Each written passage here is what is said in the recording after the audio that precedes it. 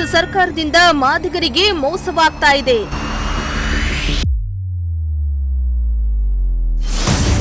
BJP ಮುಖಂಡ ಅನಿಲ್ ಕುಮಾರ್ ತುಮಕೂರಿನಲ್ಲಿ ಕಿಡಿ.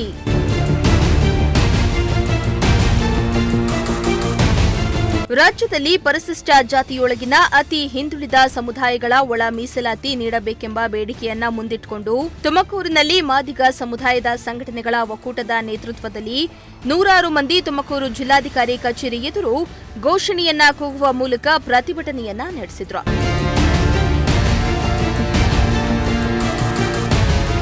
ಸರ್ವೋಚ್ಚ ನ್ಯಾಯಾಲಯವು ಪರಿಶಿಷ್ಟ ಜಾತಿಯ ಪಟ್ಟಿಯಲ್ಲಿ 101 ಜಾತಿಗಳಿವೆ. ಜನಸಂಖ್ಯಾ ಅನುಗುಣವಾಗಿ ಒಳ ಮೀಸಲಾತಿ ನೀಡುವ ಅಧಿಕಾರ ಪ್ರತ್ಯೇಕ ರಾಜ್ಯ ಸರ್ಕಾರಗಳಿದೆ ಎಂಬ ಆದೇಶ ಕೊಟ್ರು. ಕರ್ನಾಟಕ ಕಾಂಗ್ರೆಸ್ ಸರ್ಕಾರ ಯಾಕೋ ಮಲಗಿಬಿಟ್ಟಿದ್ದು ಕಾಂಗ್ರೆಸ್ ಸರ್ಕಾರ ಮಾದಿಗರಿಗೆ ಮೋಸ ಮಾಡ್ತಾ ಇದೆ.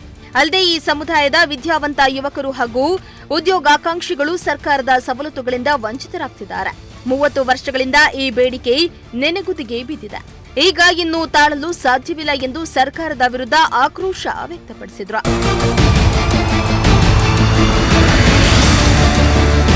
ಬಿಜೆಪಿ ಮುಖಂಡ ಅನಿಲ್ ಕುಮಾರ್ ಮಾತನಾಡಿ, ಸರ್ವೋಚ್ಚ ನ್ಯಾಯಾಲಯ ರಾಜ್ಯ ಸರ್ಕಾರಗಳಿಗೆ ಒಳ ಮೀಸಲಾತಿ ಮಾಡೋ ಅಧಿಕಾರ ಇದೆ ಎಂಬ ತೀರ್ಪನ್ನ ನೀಡಿತ್ತು. ಈಗಾಗಲೇ 4 ರಾಜ್ಯಗಳು ಒಳ ಮೀಸಲಾತಿ ಜಾರಿ ಕೊಟ್ಟಿವೆ. ಆದರೆ ಕರ್ನಾಟಕ ರಾಜ್ಯದಲ್ಲಿರೋ ಸಿದ್ದರಾಮಯ್ಯ ಕಾಂಗ್ರೆಸ್ ಸರ್ಕಾರ ಕಳೆದ 1 ವರ್ಷದಿಂದ ಒಳ ಮೀಸಲಾತಿಗೆ ಸಂಬಂಧಿಸಿದಂತೆ ತೀರ್ಪು ಬಂದಿದೆ. ಆದರೆ 6 ತಿಂಗಳು ಕಳೆದರೂ ಸರ್ಕಾರ ಯಾವುದೇ ಕ್ರಮ ತೆಗೆದುಕೊಂಡಿಲ್ಲ. ಬರೀ ವಿಳಂಬ ಮಾಡ್ತೇನೆ ಬಂದಿದೆ ಎಂದು ಆಕ್ರೋಶವನ್ನ ವ್ಯಕ್ತಪಡಿಸಿದ್ರು. ಈ ಒಂದು ಬೃಹತ್ ಪ್ರತಿಭಟನೆಯನ್ನ ನಾವು ಹಮ್ಮಿಕೊಂಡಿದ್ದೇವೆ. 1ನೇ ತಾರೀಕು ಆಗಸ್ಟ್ 2024ರಂದು ಸರ್ವೋಚ್ಚ ನ್ಯಾಯಾಲಯದ ತೀರ್ಪು ಬಂತು. ಏನಂತ ತೀರ್ಪು ಬಂತು? ರಾಜ್ಯ ಸರ್ಕಾರಗಳಿಗೆ ಒಳ ಮೀಸಲಾತಿ ವರ್ಗೀಕರಣ ಮಾಡೋದಕ್ಕೆ ಅಧಿಕಾರ ಇದೆ ಅಂತಕ್ಕಂಥ ಐತಿಹಾಸಿಕ ತೀರ್ಪು ಬಂತು.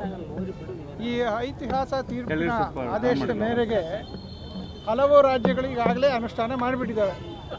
ನಮಗೆ ಗೊತ್ತಿರಲಿ, ಪಂಜಾಬ್ ರಾಜ್ಯ, ಹರಿಯಾಣ ರಾಜ್ಯ, ಆಂಧ್ರ ಪ್ರದೇಶ, ತೆಲಂಗಾಣ ಈ 4 ರಾಜ್ಯಗಳು ಈಗಾಗಲೇ ಒಳ ಮೀಸಲಾತಿಯನ್ನು ಜಾರಿ ಕೊಟ್ಟಿದ್ದಾರೆ.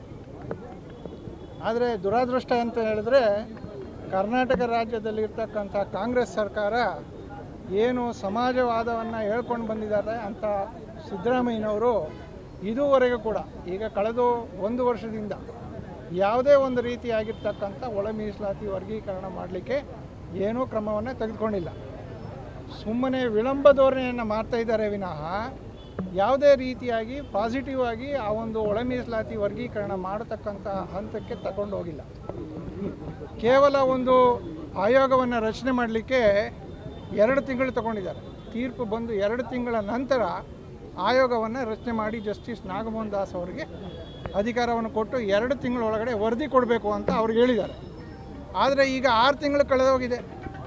6 ತಿಂಗಳು ಕಳೆದರೂ ಕೂಡ ಇನ್ನೂ ಕೂಡ ಯಾವುದೇ ರೀತಿಯಾಗಿರ್ತಕ್ಕಂಥ ವರ್ಗೀಕರಣದ ವರದಿ ನಾಗಮೋಹನ್ ದಾಸ್ ಅವರು ಕೊಟ್ಟಿಲ್ಲ.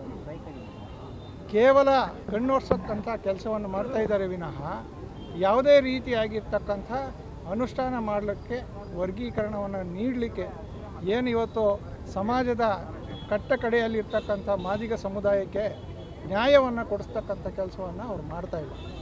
ಇದಕ್ಕೆ ನೇರವಾಗಿ ಹೊಣೆಗಾರರು ಯಾರಾಗಿದ್ದಾರೆ ಅಂತ ಹೇಳಿದ್ರೆ, ಸರ್ಕಾರದಲ್ಲಿರ್ತಕ್ಕಂಥ ನಮ್ಮ ವಲಯ ಮಂತ್ರಿಗಳೇನಿದ್ದಾರೆ, ನಮ್ಮ ಡಾಕ್ಟರ್ ಪರಮೇಶ್ವರ್ ಇರ್ಬೋದು, ಎಚ್.ಸಿ. ಮಾದೇವಪ್ಪನ ಇರ್ಬೋದು, ಖರ್ಗೆ ಅವರು ಇರ್ಬೋದು, ಇವರೆಲ್ಲರೂ ಕೂಡ ಒಂದು ರೀತಿಯಲ್ಲಿ ಹುನಾರನ್ನು ಮಾಡಿಕೊಂಡು ಇವತ್ತು ಒಳ ಮೀಸಲಾತಿ ಆಗದೇ ಇರತಕ್ಕಂಥ ರೀತಿಯಲ್ಲಿ ಈ ಒಂದು ವಿಳಂಬ ಧೋರಣೆಯನ್ನು ಮಾಡ್ತಾಯಿದ್ದಾರೆ.